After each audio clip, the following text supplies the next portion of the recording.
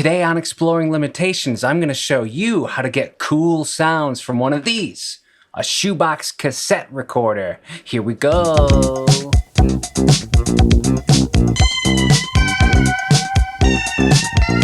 This is colloquially referred to as a shoebox cassette recorder. See, there's the cassette. They used to be extremely common, and in that ancient time, before humans carried supercomputers equipped with microphones in their pockets, this was the most portable way to record, say, a conversation, like in an office, or if you were a musician or in a band, a really simple and cheap way to record a demo. There were many brands of electronics companies that produced these types of cassette recorders, too many to name, but this one is made by Panasonic, and I found it in Florida for $10.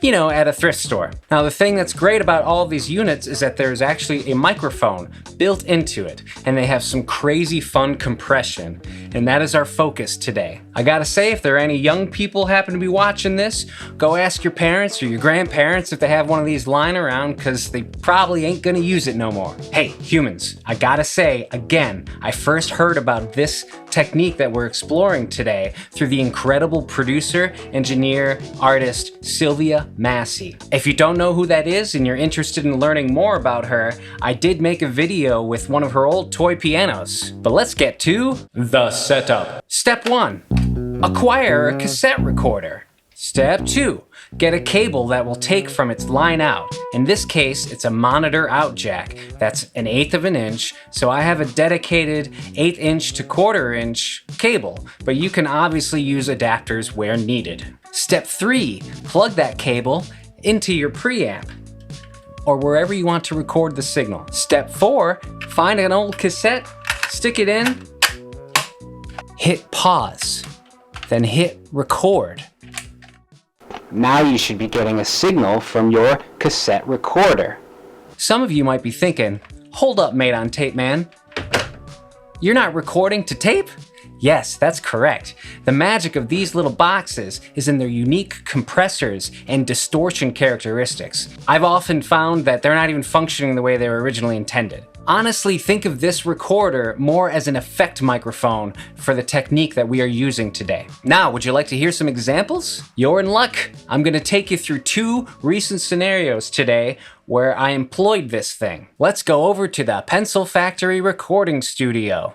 We're in the studio today, and I'm in the dark.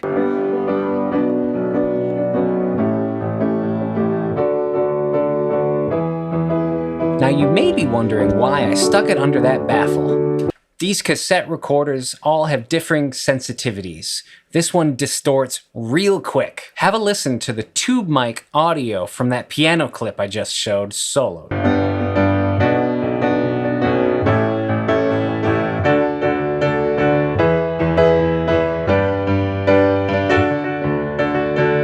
Now let's hear that same sequence recorded on the cassette recorder soloed.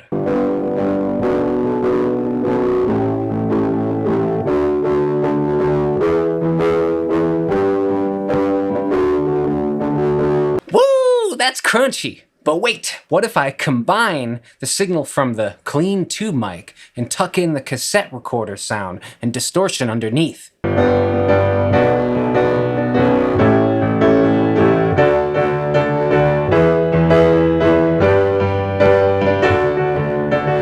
That's pretty cool, don't you think?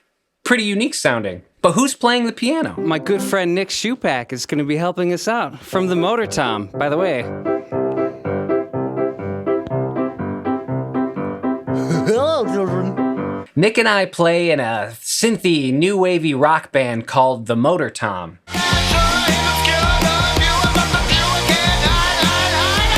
And he also has a solo project called Cheerry Red. Links in the description below for all of that music. Now let's get to the experiment. Let's hear some more examples, eh? Since I'm all about experimentation and science, I want you to hear some examples with comparisons. This will be pretty rapid fire, but I'm gonna play audio clips of the tube mic soloed, then the cassette recorder soloed, and then a blend of the two. First, let's start with the trusty cowbell.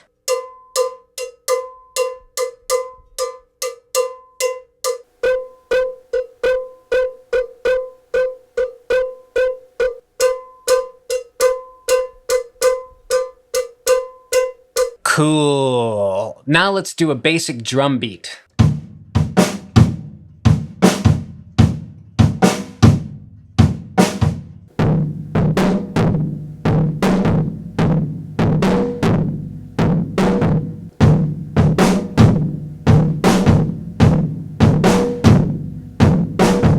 All right, we're getting somewhere now. That's the reason why that cassette recorder really needed a baffle. Now let's hear a wooden tone box thingy.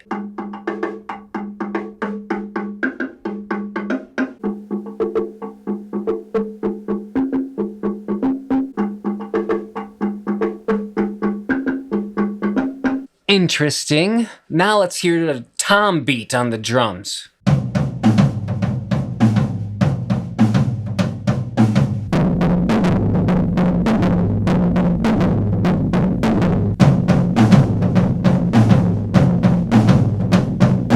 Yes! Now finally let's hear an a-go-go.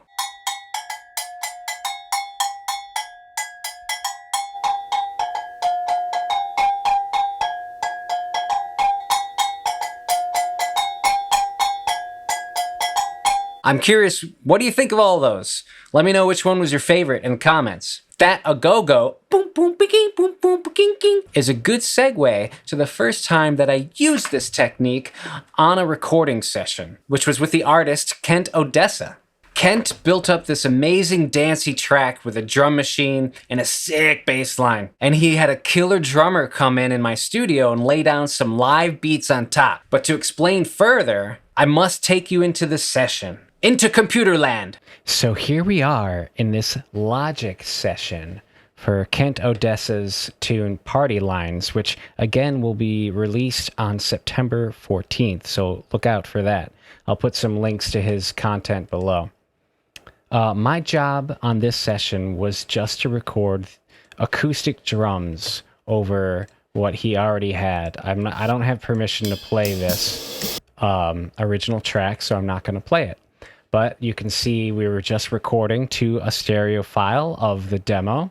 The drummer who came in was excellent and needed very little. He laid it down very easily. These are the drums, just kick, snare top, snare bottom, mono overhead, and mic the toms. Very simple. But I also had the cassette recorder set up. And we'll look at these percussion elements in a bit. But like I said before, that a-go-go reminded me of this session, which is the first time that I used this cassette recorder technique. Anyway, like I said, these are the drums recorded, and here's what they sound like. Yeah, he does cool stuff like that. Now, when I first used the cassette recorder on this, I had very little time. I just threw it up in the room, no baffling or nothing. So we kind of thought it was a little too distorted. Let me play you what it sounded like. Hopefully I don't blow your ears off. Let me pull this down a second.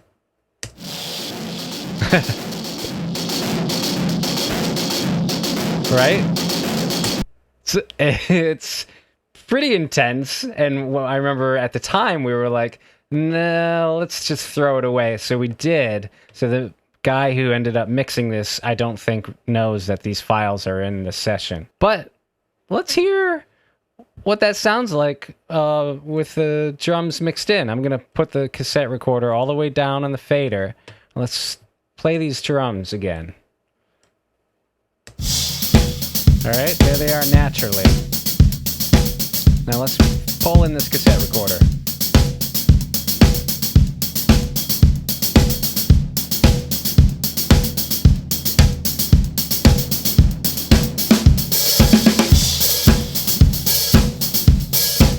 Pretty intense.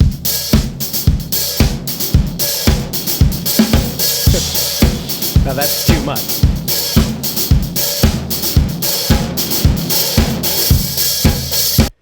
Let me go back and just put it where I think I like it.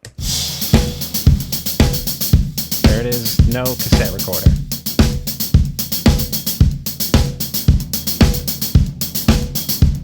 There. It's kind of interesting. Now, obviously, everything is contextualized in the mix, which, I'm not going to play for you. I don't even have access to all the tracks. It was just a bounce down track. But it might have been a salvageable part. I didn't put any processing on this because there's barely any processing on the drums. They're just as they were recorded. But the magic happened when we started doing percussion overdubs, and this gentleman picked up the agogo, and I was like, all right, well, I'll just keep my cassette recorder going, and here's what that agogo sounds like by itself.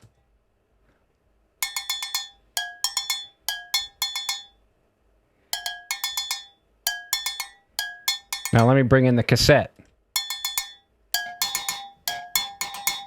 Yeah.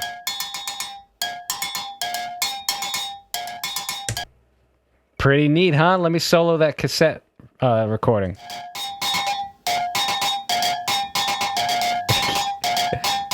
That distortion is nasty, but it lends itself well to this pitched percussion instrument. All right. That's the two of them together. All right, now let me play all the drums with just the naked agogo. So it cuts, but now check this out.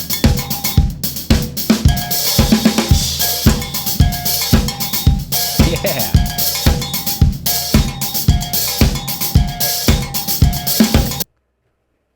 Yes. How about that? I mean, I even did it with the tambourine, but that's not... Here, let's check out the tambourine. That's the cassette recorder. Now that's the natural mic. So, it makes it thicker and longer. It's not quite as exciting, but it definitely gives a different EQ characteristic to the tambourine.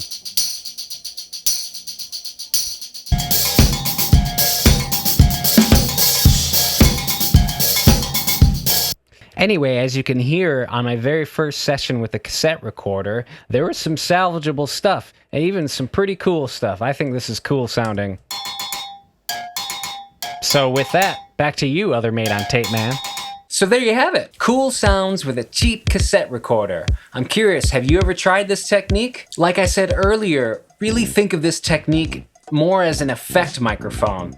And I've already begun to notice these all have different characteristics. This one distorts really quickly, and I'm sure I'm either doing something wrong or it's a little bit busted, but it's still cool and I still like it. I'm saying that all to say, I'll be collecting these here and there. It's just $10, man. People throw down more at Starbucks or your local soda fountain establishment. And again, like I mentioned earlier, Sylvia Massy continues to inspire. And I highly encourage you go down some rabbit holes with Sylvia. She's all over YouTube.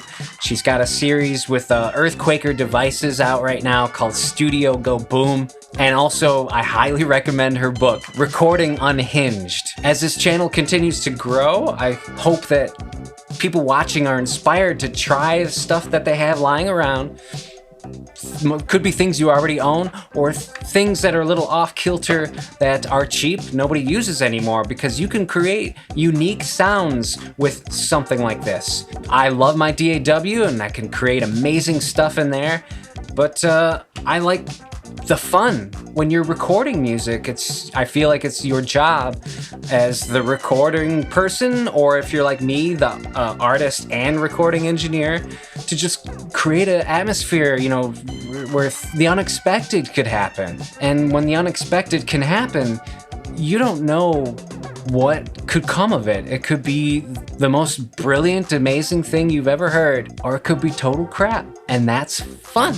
If you're interested in what I do and you want to support the channel, I do have a Patreon page, links in the description below, or you can go find me on madeontape.bandcamp.com. I truly appreciate everyone who's watching. I appreciate your support, and with that, as always, is peace, and be good to each other. Definitely. It's one of them supercomputers. I gotta turn it into airplane mode.